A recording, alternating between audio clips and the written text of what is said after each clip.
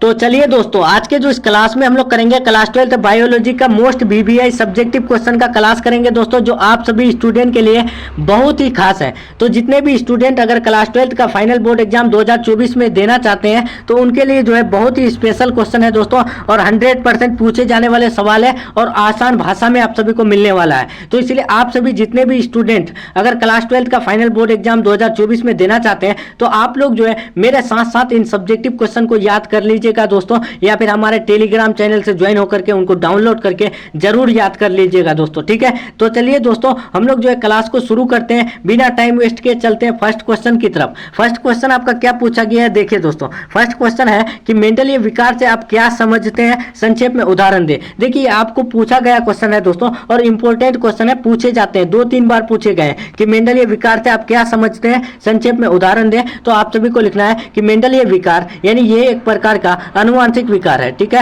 यानी मेंडलीय विकार एक अनुवांशिक विकार है जो मुख्य रूप से एक जीन में परिवर्तन या फिर जीनोम में असमताओं के परिणाम स्वरूप उत्पन्न होता है, ठीक है। याद रखिएगा दोस्तों मेंडलीय विकार के बारे में कि मेंडलीय विकार जो है वो उत्पन्न कैसे होता है, तो वो एक जीन में परिवर्तन यानी एक जीन में बदलाव के कारण या फिर जीनोम में असमताओं के परिणाम स्वरूप उत्पन्न होता है। और जो मेंडलीय विकार है वो एक क्या है दोस्तों, अनुवांशिक विकार है, ठीक है। और इसका जो है उदाहरण आप सभी को क्या लिखना है कि haemophilia, thalassaemia, sickle cell anaemia, ठीक है। ये जो है मेंडलीय विकार का उदाहरण है, ठीक है। इतना लिखना है, आप सभी को 2 मार्क्स मिल जाएगा। तो चलिए अब हम लोग का जो है फर्स्ट क्वेश्चन क्लियर हो रहा है दोस्तों। तो जो भी स्टूडेंट को अगर स्क्रीनशॉट लेना है तो स्क्रीनशॉट ले सकते हैं, अगर आप लोग को याद हो गया है तो बहुत अच्छी बात है। तो चलिए दूसरा नंबर देखते हैं। दूसरा नंबर क्या है दोस्तों कि जीवों में अलैंगिक जनन क्या है। जीवों में जो है अलैंगिक जनन क्या है उसको साधारण समझाएं। तो देखिए दोस्तों, जीवों में अलैंगिक जनन के बारे में आप सभी को पूछे तो आप सभी को क्या लिखना है कि प्रत्येक जीव का जीवन काल एक कोशिका से प्रारंभ होता है, ठीक है। यानी प्रत्येक जीव का जीवन काल जो शुरू होता है वो एक कोशिका से प्रारंभ होता है, यानी शुरू होता है, और ये एक कोशिका एक ही जनक द्वारा प्रदान की गई हो तो ये इसे हम लोग अलैंगिक जनन कहते हैं, ठीक है। बस इतना लिखना है दोस्तों, आप सभी को 2 मार्क्स मिल जाएगा। और उसके बाद बोला है कि उदाहरण के साथ समझाएं, तो उनका उदाहरण लिखना है शैवाल या फिर कवक, ठीक है। अगर आप सभी को ये वाला याद नहीं हो रहा है तो उसके लिए जो है इससे भी इजी लैंग्वेज में है। देखिए इजी लैंग्वेज में आप सभी को इतना याद करना है कि ऐसे जीव जो अपने संतति का निर्माण केवल एक ही जनक द्वारा प्रदान करती है तो उसे हम लोग अलैंगिक जनन कहते हैं, ठीक है दोस्तों। यानी ऐसा जीव जो अपने संतति का जो निर्माण करेगा तो वह एक ही जनक से यानी एक ही जनक द्वारा प्रदान करेगा तो उसे ही हम लोग अलैंगिक जनन कहते हैं। तो आप लोग जो है इसको याद कीजिएगा दोस्तों, ये आपका यानी शॉर्ट भी है और आसान भाषा में है, तो इसलिए आप सभी इसको याद कीजिएगा कि जीवों में अलैंगिक जनन क्या है। तो आप सभी को लिखना है कि जीवों में अलैंगिक जनन वह है यानी जिसमें जीव जो है अपने संतति का निर्माण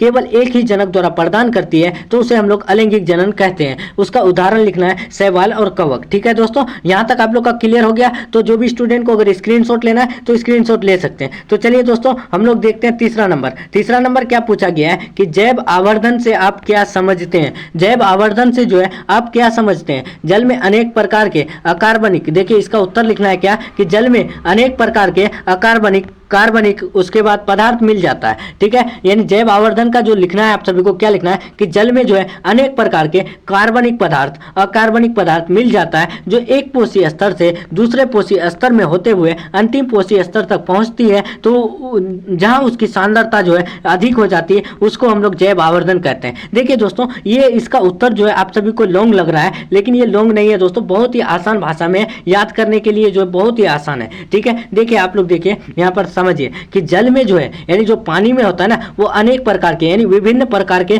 कार्बनिक यानी ऑर्गेनिक पदार्थ और इनऑर्गेनिक पदार्थ जो है मिल जाता है, ठीक है। जो एक पोषी स्तर से यानी जो एक पोषी स्तर से दूसरे पोषी स्तर में होते हुए अंतिम पोषी स्तर तक पहुंच जाती है तो उसकी सांद्रता जो है ना अधिक हो जाती है, तो इसी को हम लोग जो है जैव आवर्धन कहते हैं। इतना बस याद करना है, ठीक है दोस्तों। तो चलिए हम लोग का तीसरा नंबर क्लियर हो रहा है। तो चलिए हम लोग चौथा नंबर देखते हैं दोस्तों। 4 नंबर क्या पूछा गया, देखिए 4 नंबर क्या पूछा गया है कि बाह्य स्थानीय संरक्षण से आप क्या समझते हैं। मोस्ट इंपोर्टेंट क्वेश्चन है दोस्तों, ये क्वेश्चन आपका बार बार पूछे जाते हैं। बाह्य स्थानीय संरक्षण से आप क्या समझते हैं। तो आप सभी को क्या लिखना है दोस्तों कि उनका उत्तर जो लिखना है कि बाह्य स्थानीय संरक्षण वह है जिसमें आपत्तिजनक पौधे एवं जंतुओं को उनकी प्राकृतिक वास स्थान से हटाकर उन्हें संरक्षित स्थान पर रखा जाए तो उसे हम लोग बाह्य स्थानीय संरक्षण कहते हैं। इतना लिखना है दोस्तों कि बाह्य स्थानीय संरक्षण क्या है। तो आप सभी को लिखना है उनके उत्तर में कि आपत्तिजनक पौधे एवं जंतुओं को उनकी प्राकृतिक वास स्थान से यानी नेचुरल जो जगह है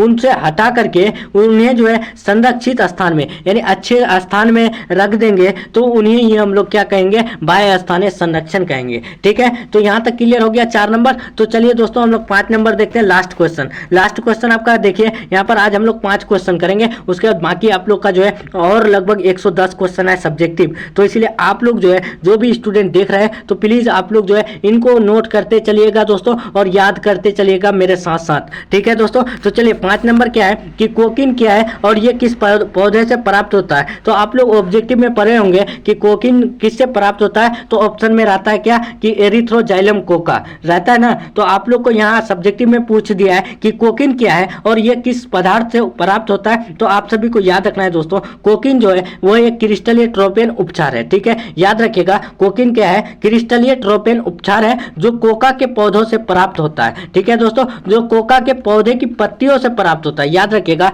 जो एरिथ्रोजाइलम कोका जो है उनके यानी पौधों के पत्तियों से प्राप्त होता है कोकीन। ठीक है दोस्तों, यहां तक क्लियर हो गया। इतना ही लिखना है दोस्तों, आप लोग को 2 मार्क्स मिल जाएगा। अगर आप लोग को पूछ दे कि कोकीन क्या है और ये किस पौधे से प्राप्त होता है तो आप लोग को लिखना है कि कोकीन एक जो है क्रिस्टल ट्रोपेन उपचार है जो कोका के पौधों के पत्तियों से प्राप्त होता है, वही जो है कोकीन है। ठीक है दोस्तों, इतना लिखना है, आप लोग को 2 मार्क्स मिल जाएगा। तो चलिए दोस्तों हम लोग का जो है यहाँ टॉप 5 बीबीआई सब्जेक्टिव क्वेश्चन का क्लास यहीं तक रहने वाला है। तो जो भी स्टूडेंट को अगर क्लास अच्छा लगा है तो वीडियो को लाइक करके अपने दोस्तों में जरूर शेयर करने की कोशिश कीजिएगा दोस्तों। बाकी आप लोग का जो है बहुत सारे क्वेश्चन यहाँ पर बना दिया गया है, लगभग अभी आप लोग का जो है नहीं भी 150 क्वेश्चन और होगा, यानी 110 क्वेश्चन और होगा दोस्तों। तो इसलिए आप लोग जो है यानी इन क्लासों को भूल से भी मिस नहीं कीजिएगा दोस्तों, यानी इन तक देखते रहिएगा जब तक एग्जाम आप लोग का करीब ना हो जाए। ठीक है, क्योंकि आप लोग के लिए जो है बहुत ही स्पेशल क्वेश्चन बनाया गया है। ठीक है, आप सभी को कहीं पर पैसा इन्वेस्ट भी नहीं करना है। ठीक है, आप लोग टेलीग्राम चैनल ज्वाइन हो जाइएगा,